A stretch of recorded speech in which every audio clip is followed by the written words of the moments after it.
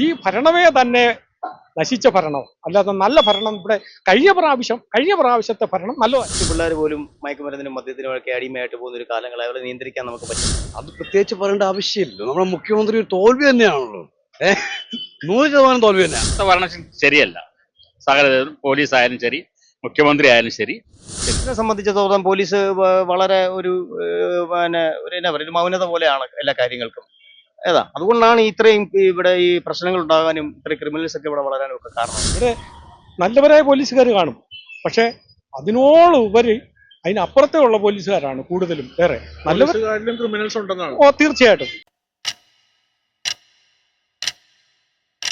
ഒന്നാതെ എവിടെ നോക്കിയാലും ലാത്തി ചാർജും ബോളോ എല്ലാം ഓടിച്ചിട്ട് അടിയും ബോളമാണ് എവിടെ നോക്കിയാലും. ശരിയല്ലേ? ഞാൻ പറയുന്നത് സത്യമാണോ? സത്യമാണ്. എവിടെ തൊട്ടാലും ഇത് തന്നെയാണ് വിഷയങ്ങൾ. നമ്മുടെ ആഭ്യന്തരമന്ത്രി തോൽവിയാണെന്ന് തോന്നുന്നുണ്ടോ? അത് പ്രത്യേകിച്ച് പറയേണ്ട ആവശ്യമില്ലല്ലോ. നമ്മുടെ മുഖ്യമന്ത്രി ഒരു തോൽവി തന്നെയാണല്ലോ. 100% തോൽവി തന്നെയാ. ഇവിടെ ക്രമസമാധാനം ഇല്ല. അതായത് നമ്മള് വേലി തന്നെ വിളവ് തിന്നുന്ന ഒരു സമ്പ്രദായമാണ് ഇവിടെ. ഈയിടെ നമ്മൾ വാർത്താവിനിമയത്തിലെല്ലാം കണ്ടുകൊണ്ടിരിക്കുന്ന സംഭവങ്ങള്, ബലാത്സംഗങ്ങളും മറ്റു സംഭവങ്ങളും എല്ലാം നമുക്ക് സത്യം പറയാൻ നമ്മുടെ പെൺകുഞ്ഞുങ്ങളെ വഴിക്കൂടെ വിടാൻ പോലും നമുക്ക് പേടിയാണ്. നമ്മുടെ കുഞ്ഞുങ്ങളെ വളർത്തി കൊണ്ടുവരുന്ന കാര്യം ഓർക്കുമ്പോൾ തന്നെ നമുക്ക് മനസ്സിനകത്ത് ഭീതിയാണ്. ഇതുങ്ങളെ ഒരു വിദേശ രാജ്യത്തോ അല്ലെ വേറൊരു നാട്ടിലോ ഒറ്റയ്ക്ക് വിടാനോ നമുക്ക് അങ്ങനെയുള്ള ഒരു സാഹചര്യം ഇവിടെ കേരളത്തിൽ നടക്കുന്നില്ല. നമുക്ക് ശാന്തി സമാധാനമാണ് നമ്മൾ ആഗ്രഹിക്കുന്നത്. ആ ശാന്തി സമാധാനം നമുക്കില്ല. ഇവിടെ നല്ലവരായ പോലീസുകാർ കാണും, പക്ഷെ അതിനോടുപരി അതിനപ്പുറത്തേ ഉള്ള പോലീസുകാരാണ് കൂടുതലും. വേറെ നല്ലവരിലും ക്രിമിനൽസ് ഉണ്ടെന്നാണ്. തീർച്ചയായിട്ടും അങ്ങനെയുണ്ട്. അങ്ങനെ ഒത്തിരി പേരുകളുണ്ട്. അപ്പൊ നമുക്ക് സമാധാനമാണ് ഇവിടെ ആവശ്യം. ഇവിടെ ക്രമസമാധാനം ഇല്ല. ഇതൊക്കെ ആഭ്യന്തരമന്ത്രിയുടെ തോൽവിയാണെന്ന് തോന്നുന്നുണ്ടോ? ഈ ഭരണത്തിനോട് മൊത്തത്തിൽ എനിക്ക് ഒരു അഭിപ്രായ വ്യത്യാസമാണ്. ഈ ഭരണമേ തന്നെ നശിച്ച ഭരണം, അല്ലാതെ നല്ല ഭരണം ഇവിടെ കഴിഞ്ഞ പ്രാവശ്യത്തെ ഭരണം നല്ലതായിരുന്നു. തീർച്ചയായിട്ടും ആദ്യത്തെ സർക്കാരിന്റെ ഭരണം ഇവിടെ നല്ലതായിരുന്നു. രണ്ടാമത്തെ സർക്കാരിന്റെ ഭരണം ഇവിടെ തോന്നിവാസമാണ്. അതേ മന്ത്രി ആരുമായിക്കോട്ടെ, ഏത് ഭരണസമിതി ആയിക്കോട്ടെ, ജനങ്ങളെ ഉദ്ധരിക്കുന്നു. ജനങ്ങളുടെ അഭിപ്രായം, കുറച്ച് പ്രളയം വരുമ്പോഴും കുറെ ദുരിതങ്ങൾ വരുമ്പോഴും കുറെ കാശുകൾ അവിടുന്ന് ഇവിടുന്ന് മേടിച്ചും മറ്റുള്ളവരെ സഹായിക്കുന്നത് മാത്രമല്ല, നമ്മളെപ്പോലുള്ള സാധാരണക്കാരായ മനുഷ്യരെ മനസ്സിലാക്കിക്കൊണ്ട് ഭരണത്തെ കാഴ്ചവെക്കണം. അല്ലാതെ ഭരണം ഏതും ആയിക്കോട്ടെ, കോൺഗ്രസ് ആയിക്കോട്ടെ, BJP ആയിക്കോട്ടെ, മാർക്സിസ്റ്റ് പാർട്ടിക്കാരായിക്കോട്ടെ, മറ്റ് ഏത് പാർട്ടിയും ആയിക്കോട്ടെ, ഞാൻ നിഷ്പക്ഷമായിട്ട് പറഞ്ഞെന്നുള്ളതേ ഉള്ളൂ. അപ്പം ഭരണത്തിന് മാത്രമാണ് ഇവിടെ അധികാരം. ഈ ഓരോ ഡിപ്പാർട്ട്മെന്റിലിരിക്കുന്ന മന്ത്രിമാർക്കും അതിൻ്റെതായ ഫുൾ അധികാരമുണ്ട്. ആ അധികാരം അത് വിനിയോഗിക്കണം, അല്ലാതെ ദുർവിനിയോഗം ചെയ്തിട്ട് കാര്യമൊന്നുമില്ല. ഇത്രയേ ഉള്ളൂ എനിക്ക് പറയാൻ. ശരി, ഓക്കെ. മൊത്തത്തില് ജനങ്ങളുടെ ഒരു സിറ്റുവേഷൻ വളരെ മോശമാണ് പല രീതിയിൽ. ഇപ്പം സാധനങ്ങളുടെ വിലക്കയറ്റം കൊണ്ട്.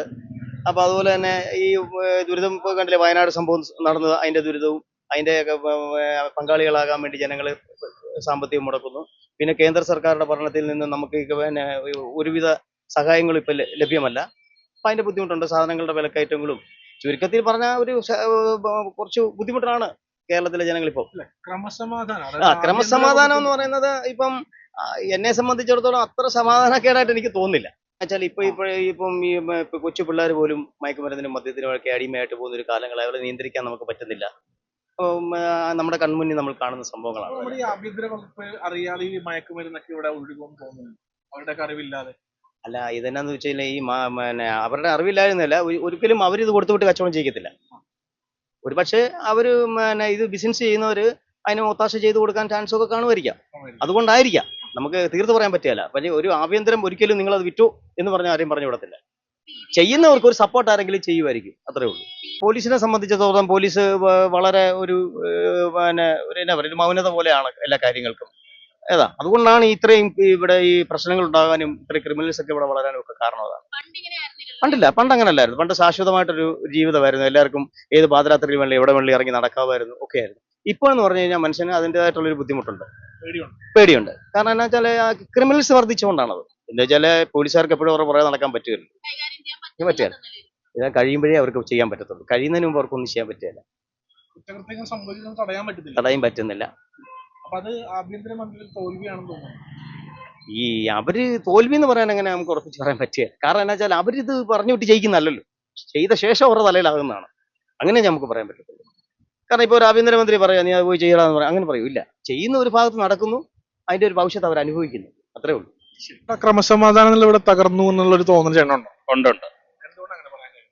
എന്താ വെച്ചാൽ ഇപ്പോഴത്തെ ഭരണം ശരിയല്ല. സകല പോലീസ് ആയാലും ശരി, മുഖ്യമന്ത്രി ആയാലും ശരി ഇപ്പൊ അല്ല വേറെ വല്ലവരും വന്നു കഴിഞ്ഞിട്ട് നമുക്ക് കുറിച്ചാകുമോ? ഇല്ല, അങ്ങനെ വിഷയമൊന്നുമില്ല. നമ്മളെല്ലാവരും ടാക്സ് കൊടുക്കുന്ന അല്ല ആൾക്കാരല്ല. അല്ല പാർട്ടി വെച്ചിട്ട് പറഞ്ഞത് നോട്ടപ്പുള്ളി പാർട്ടി അല്ലല്ലോ പറയുന്നത്, നമ്മൾ CPM അല്ലല്ലോ പറയുന്നത്. നമ്മൾ മുഖ്യമന്ത്രി അല്ലെങ്കിൽ ആഭ്യന്തരമന്ത്രി ചെയ്യുന്ന കാര്യങ്ങളാണോ പറയുന്നത്. ഇപ്പൊ ആഭ്യന്തരമന്ത്രിയുടെ തോൽവിയായിട്ട് കരുതുന്നുണ്ട്. അതെ കഴിയുന്നുണ്ട്. അതിനൊരു തോൽവിയാണ് ഏറ്റവും കൂടുതൽ ഇങ്ങനെ സംഭവം. അടിയും എല്ലാ പ്രശ്നങ്ങളും ഉണ്ടാകാൻ കാരണം ഇത് തന്നെയാണ് ഇപ്പോഴത്തെ ഭരണസമിതിയാണ്.